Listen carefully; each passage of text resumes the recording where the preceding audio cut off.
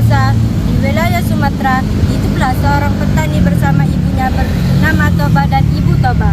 Pada malam hari, Toba bermimpi buruk sekali. Dalam mimpinya, dia diterkam oleh seekor harimau. Dia pun langsung terbangun ketika dia sedang memikirkan apa arti dari mimpi itu.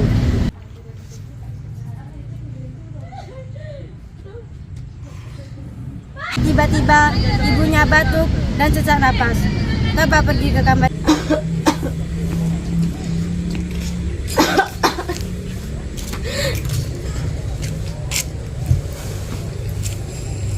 Ibu kenapa?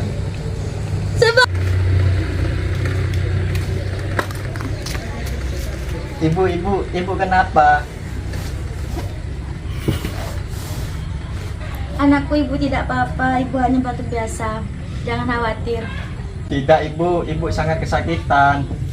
Anakku, tolong ambilkan minum untuk ibu. Baik ibu. Ini ibu. Anakku, ibu sudah tak tahan lagi, mungkin ajal ibu sudah mendekat. Ibu jangan tinggalkan Toba sendirian di sini. Anakku, kau harus bisa hidup tanpa ibu. Kau kan kuat, kau anak ibu yang paling berani. Hiduplah dengan baik. Ibu. Dia hidup seorang diri dan rajin bekerja walaupun lahan pertaniannya tidak luas. Di suatu pagi yang cerah, Toba pergi memancing di sungai. Ya Allah, mudah-mudahan hari ini mendapatkan ikan yang besar. Beberapa saat setelah kailnya dilemparkan, kail tersebut bergoyang-goyang lalu ia segera menarik kailnya. Toba mencari kayu bakar untuk membakar ikan yang ditangkapnya hari ini. Ikannya pun dia simpan di dapur. Ketika ia sedang mencari kayu bakar, tiba-tiba ikan yang ditangkap oleh Toba berubah menjadi seorang gadis. Toba pun datang dengan membawa kayu bakar. Toba terkejut ketika melihat ikan di ember tidak ada. Aduh, di manakah ikan cantik rupawan itu? Apakah dia dimakan kucing?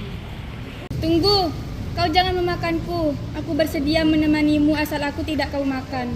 Yang bicara itu. Jangan takut, Pak.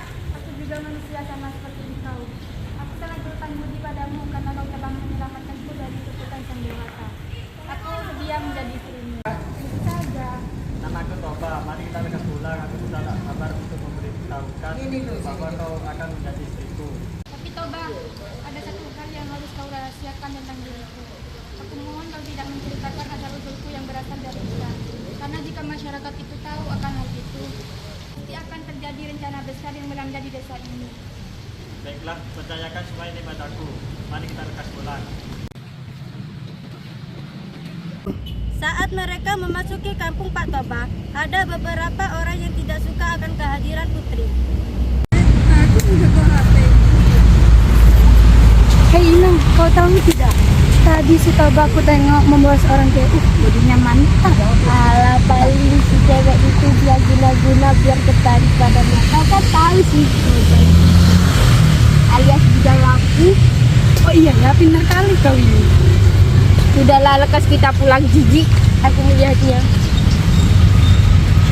Mendengar hal tersebut, tetapi dia mengabaikannya. Mereka pun pulang ke rumah dan menjalankan kehidupan mereka layaknya sepasang suami istri. Pak Toba merasa bahagia dan tentram. Setahun kemudian, kebahagiaan Pak Toba dan Putri bertambah karena Putri melahirkan seorang anak laki-laki yang diberi nama Samosir. Menjadi seorang anak laki-laki yang sehat dan kuat, tetapi agak nakal. Ia mempunyai kebiasaan yang aneh, yaitu selalu merasa lapar dan ia juga selalu membuat jengkel kedua orang tuanya karena ia tidak pernah mau membantu pekerjaan orang tuanya. Ibu, mana makan siang untukku? Tadi sudah kusiapkan di atas meja. Wah, Samosir, kemana makanan tadi? Sudah aku habiskan, Bu. Kan saya ini masih masa dalam pertumbuhan, Bu. Walaupun sebenarnya aku masih lapar, Bu. Ya udahlah. Aku mau pergi bermain dulu ya, Bu. Samosir, ibu ini selalu memanjakan dia. Saya ini sangat lapar, Bu. Sabar ya, Pak. Pak, ini sediakan buah hati kita setiap waktunya. Jangan sampai hari buat semua yang Sudahlah Bu, buatkan aku makanan sejala, perutku sangat lapar sekali. Tunggulah Kak, aku akan membuatnya. Toba masih bisa menahan kesabarannya. Namun kesabaran seseorang itu pasti ada batasnya. Sampai suatu ketika Toba tidak dapat menahan amarahnya. Sedang memasak Samosir, cepatlah kau antarkan, nanti bapakmu marah. Ah, ibu ini mengganggu saja. Sini. Awal, Samosir memang sudah tidak berniat mengantarkan makanan tersebut. Sesampainya di pertengahan jalan,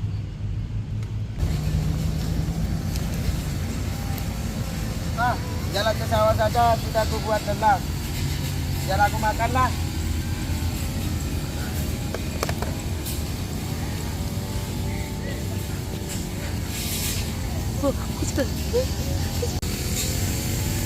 sadar bekal tadi telah habis dimakan oleh Samosir. Lalu dengan perasaan tak bersalah, Samosir pun pulang dan melanjutkan permainannya. Bapaknya yang sudah kepanasan dan kelaparan memutuskan untuk pulang sesampainya di rumah. Bah, lapar kali aku. Enak kali kalau aku makanan masakan ibu istriku. Musir, kau kemanakan semua makanan masakan ibu kau? Sudah Samosir habiskanlah Bapak ketika mengantarkan makanan Bapak. Aku memakannya karena perjalanan ke sawah sangatlah lelah. Dasar anak ikan, rakus sekali kau. Ada apa nak? Apakah aku seorang anak ikan? Siapa yang berkata padamu nak? Ibu nak. Bapak yang bilang kepadaku itu ibu. Bapak bilang aku anak ikan, makanya aku makannya rakus. Itu benar Bu, Bapak bohong kan Bu? Iya Samosir, bapakmu itu benar sekali. Kamu adalah anak ikan dan ibumu adalah seekor ikan sebelum menikah dengan bapakmu. Sekarang ibu mintaku untuk tidak memperdulikan perkataan bapakmu. Segeralah pergi mendaki bukit yang terletak tidak begitu jauh dari rumah kita. Dan kau harus memanjat pohon kayu tertinggi yang terdapat di puncak bukit itu. Iya Bu. Tiba ada suara yang muncul dari langit. Wah, suamimu sudah melanggar janjinya. Sekarang kau tidak bisa lagi hidup di muka bumi ini. Kau harus meninggalkan muka bumi ini. Kau harus kembali ke tempat asalmu, yaitu ke sungai menjadi ikan kembali. Sekarang kau tidak pantas lagi hidup di muka bumi ini. Cepat kembali ke tempat asalmu. Setelah mendengar suara gaib, seketika itu juga Samosir dan putri lenyap tanpa jejak dan bekas. Tiba-tiba langit menjadi gelap dan turun hujan yang sangat deras disertai petir. Ada apa ini? Aku tidak tahu. Tidak biasanya hujan deras seperti ini. Aku rasa akan terjadi bencana yang besar dan tak bisa kita.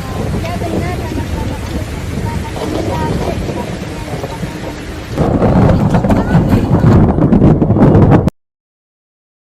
Akhir cerita, setibanya putri di tepi sungai, mendadak langit menggelap. Kilat menyambar disertai bunyi guru yang menggelegar. Putri kemudian melompat ke dalam sungai. Ia berubah menjadi seekor ikan besar lagi. Toba tak bisa menyelamatkan dirinya. Ia mati tenggelam oleh genangan air. Lama-kelamaan, genangan air itu semakin luas dan berubah menjadi danau yang sangat besar. Di kemudian hari, orang-orang menyebutnya Danau Toba dan pulau kecil yang berada di tengah-tengahnya dinamai Pulau Samosir.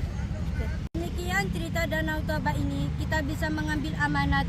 Kita harus menepati janji dan tak mengumbar amarah karena penyesalan selalu terjadi di akhir. Maka berpikirlah sebelum berucap. Assalamualaikum warahmatullahi wabarakatuh.